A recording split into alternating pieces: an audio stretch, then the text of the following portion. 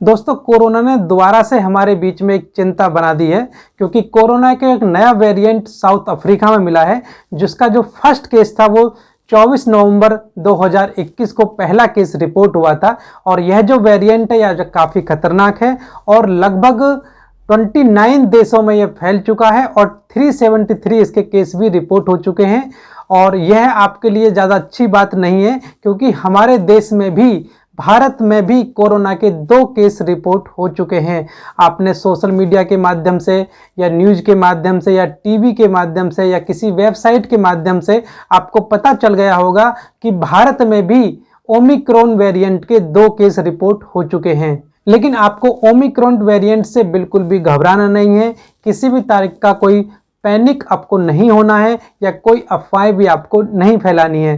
Basically क्या है कि जो कर्नाटक के स्वास्थ्य मंत्री हैं डॉक्टर के सुधाकर जी, उन्होंने जानकारी दी है कि कर्नाटक से 2 सैंपल जीन सीक्वेंसिंग के लिए भेजे गए थे और जीन सीक्वेंसिंग के बाद वो 2 सैंपल पॉजिटिव पाए गए हैं। इसमें 66 साल के एक साउथ अफ्रीकी नागरिक हैं और जो कि वो पॉजिटिव यहाँ पे पाए गए और अब अपने देश को वापस चले गए हैं। और इन दक्षिण अफ्रीकी जो नागरिक थे, इनके संपर्क में भारत के लगभग 24 लोग इनके संपर्क में आए और उसके बाद लगभग इनके जो सेकेंडरी कॉन्टैक्ट रहे वो 240 इनके सेकेंडरी कॉन्टैक्ट रहे। इनकी अब तलाश की जा रही है और इनकी जाँच की जाएगी। और दूसरे जो कैंडिडेट हैं वो भी तमिलनाडु के ही हैं और उनकी उम्र 46 साल है। इस तरह से कोविड-19 के जो नया वेरिएंट ओमिक्रॉन मिला है, हमारे देश में इसके 2 केस रिपोर्ट हो चुके हैं।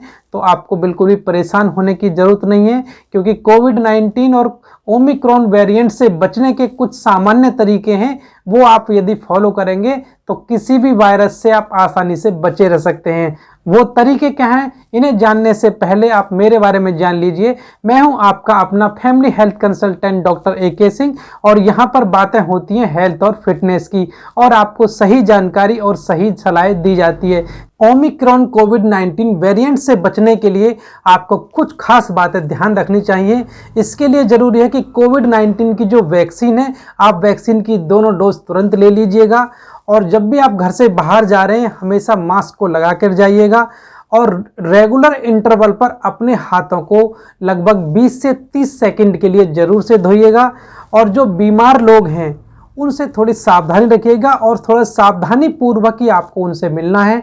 सोशल डिस्टेंसिंग का पालन करना है, मतलब एक सुरक्षित जो दूरी है उसको आपको बना के रखना है।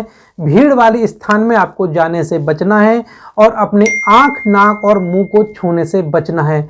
तो ये नॉर्मल तरीके हैं जिन्हें आप आसानी से पालन कर सकते हैं। और यदि आपको या आपके संपर्क में किसी व्यक्ति को बुखार जैसी समस्या आती है, मांसपेशियों में दर्द होता है, थकान महसूस होती है, सर दर्द महसूस होता है, कमजोरी महसूस होती है, और ऐसे रोगी को तुरंत ही RT-PCR चेक नज़दीकी स्वास्थ्य केंद्र पर जाकर कराना चाहिए। वीडियो देखने के लिए आपका बहुत बहुत धन्यवाद। जय हिंद, जय भारत। Thank you.